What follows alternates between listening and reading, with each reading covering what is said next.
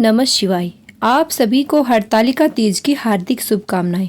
आज की इस वीडियो में हम आपको सुनाएंगे भाद्रपद मास यानी भादो मास में आने वाली सुहागिनों के सबसे बड़े त्योहार हरतालिका तीज 2024 की पूरी व्रत कथा। हरियाली तीज को हरतालिका तीज भी कहा जाता है और तीज का ये व्रत सुहागिनों के लिए अत्यंत महत्वपूर्ण होता है। हरियाली तीज के दिन महिलाएं हरे वस्त्र, हरी चूड़ियां पहनकर श्रृंगार करती हैं।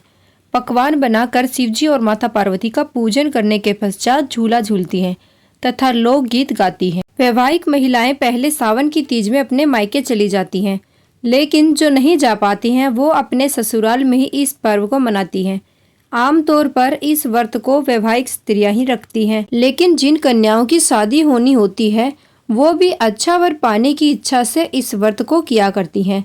सावन के महीने में चारों तरफ हरियाली होने के कारण इस व्रत में हरे रंग की प्रमुखता होती है। हरियाली तीज की पूजा और व्रत बिना व्रत कथा सुने या पढ़े पूरा नहीं माना जाता है। इसीलिए आपसे प्रार्थना है कि कथा पूरी अवश्य सुने, क्योंकि अधूरी कथा सुनने से दोष लगता है। और कथा शुरू होने से पहले हमारे चैनल को सब्सक्राइब करके एक बार कमेंट में दिल से हर हर महादेव जरूर से लिखें। आइए अब शुरू करते हैं हरियाली तीज की व्रत कथा। तो बोलिए उमापति महादेव की जय, गौरी शंकर भगवान की जय, श्री गणेशाय नमः।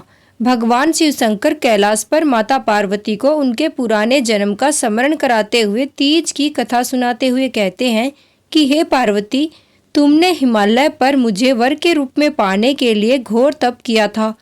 तुमने अन्न जल त्यागा, पत्ते खाए और सर्दी गर्मी बरसात में कष्ट सहे।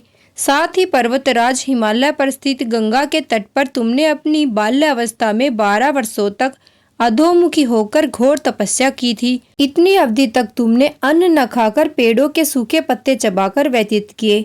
माघ की विकराल शीतलता में तुमने निरंतर जल में प्रवेश करके तप किया।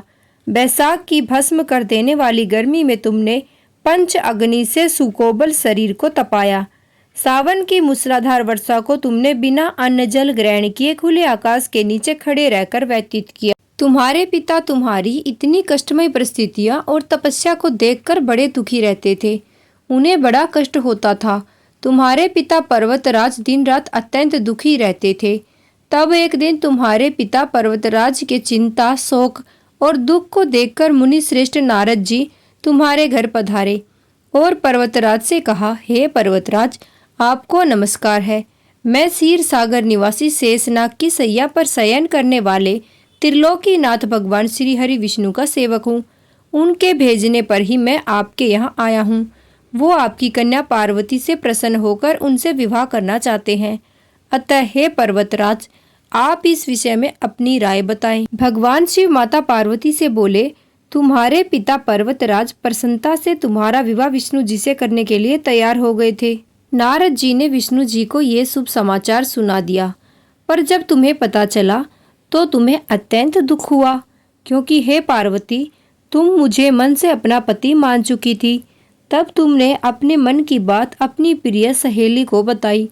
हे पार्वती, तब तुम्हारी सहेली ने तुम्हारी सहायता के लिए तुम्हें एक ऐसे घने वन में छुपा दिया था जहाँ तक तुम्हारे पिता कभी भी नहीं पहुँच सकते थे।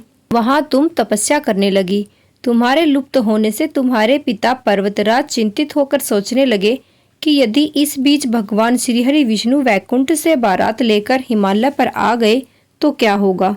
कन्या की ओर से शादी के लिए हाँ की गई थी, पर यदि कन्या ही न होगी तो कहीं भगवान श्री हरि विष्णु हमें झूठा समझकर दंडित ना कर दे। शिवजी ने आगे माता पार्वती जी से कहा, तब तुम्हारे पिता ने तुम्हारी खोज में धरती पाताल एक कर दिया, पर तुम ना मिली। तुम गुफा में रेत से शिवलिंग बनाकर मेरी आराधना में दिन रात लीन थी। तब प्रसन्न होकर मैंने तुम्हें तुम्हारी मनोकामना पूरी करने का वचन दिया और उसके बाद तुम्हारे पिता भी तुम्हें खोजते हुए उस गुफा तक पहुंच गए जहां तुम मुझे पति के रूप में पाने के लिए तपस्या में लीन थी। हे पार्वती, हे गौरी, तब तुमने अपने पिता पर्वतराज को बताया कि तुमने अपना अधिकांश जीवन शिव शंकर यानी मुझको ही पति के रूप में पाने के लिए तपस्या में बिताया है और आज तुम्हारी तपस्या सफल हो रही। हे पार्वती, तुमने हर्षित होकर अपने पिता को कहा कि शिवजी ने मेरा वरण कर लिया है उन्होंने मुझे आज वरदान दिया है कि वो मुझसे विवाह अवश्य करेंगे। अतः हे पिताश्री, मैं आपके साथ एक ही शर्त पर घर चलूंगी, यदि आप मेरा विवाह शिव जी से करने को राजी हो जाएंगे। तुम्हारे इतना कहने पर भी हे पार्वती, पर्वतराज तुम्हारी शर्त मानने को तैयार नहीं थे, परंतु तुम्हारे हठ तप के आगे तुम्हारे पिता की एक ना चली और वो तुम्हारी शर्त मान गए। बाद में विधि विधान के साथ हमारा विवाह संपन्न कराया गया। हे पार्वती, तुमने जो कठोर व्रत किया था उसी के फलस्वरूप हमारा विवाह हो सका।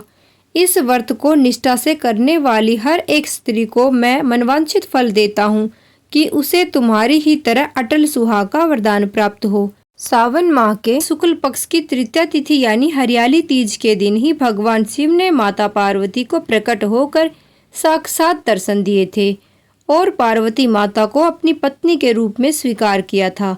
साथ ही उन्होंने पार्वती माता को हरियाली तीज के दिन ही वचन दिया था कि मैं शीघ्र ही तुमसे विवाह करूंगा और इसीलिए पति की लंबी उम्र, आदर्श अच्छा जीवन साथी और सुखी वैवाहिक जीवन को प्राप्त करने के लिए महिलाएं इस दिन व्रत और पूजा पाठ करती हैं। इसके अलावा एक बार भगवान शिव जी की तपस्या को रति देवी के पति कामदेव ने भंग कर दिया था ताकि भगवान भोलेनाथ माता पार्वती के रूप सौंदर्य की ओर आकर्षित हो सके। क्योंकि देवताओं को आवश्यकता थी महादेव की तपस्या से जागने की, तो भगवान शिव शंकर जी ने कामदेव को अपने तीसरे नेत्र को खोलकर भस्म कर दिया।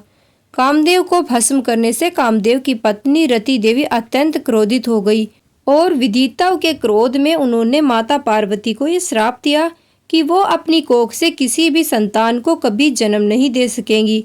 महादेव की कामदेव की भस्म करने की लीला के कारण ही रति देवी ने माता पार्वती को ऐसा भयंकर श्राप दे डाला था। इसीलिए माता पार्वती जी नाराज हो गई। वो स्वर्ण गौरी की पूजा में लीन हो गई तो सभी देवी देवताओं को अत्यंत चिंता हुई और उन्होंने भगवान शिव शंकर जी के पास जाकर उनसे आग्रह किया कि वो माता पार्वती जी के मन को शांत करने का प्रयास करे। इस प्रकार पवित्र सावन मास के शुक्ल पक्ष की तृतीया तिथि यानी हरियाली तीज के दिन भगवान शिव शंकर जी ने जगत जननी आदि शक्ति माता पार्वती को प्रसन्न किया और इसी दिन महादेव ने माता पार्वती को पुत्र रतन के रूप में विघ्नहर्ता प्रथम पूज्य श्री गणेश जी की उत्पत्ति का भी वरदान प्राप्त किया था। इस कथा को सुनकर भगवान शिव शंकर जी से यही प्रार्थना है कि जैसा अखंड सौभाग्य जगत जननी माता पार्वती को मिला, उन्होंने शिव जी को अपने अखंड सुहाग के रूप में सदा सदा के लिए प्राप्त किया। माता पार्वती की प्रेम तपस्या अमर हो गई। वैसा ही सौभाग्य हरियाली तीज का व्रत करने वाली हर सुहागन स्त्री को प्राप्त हो। तो प्रेम से कहिए उमापति महादेव की जय, भगवान गौरी शंकर जी की जय। ओम नमः शिवाय।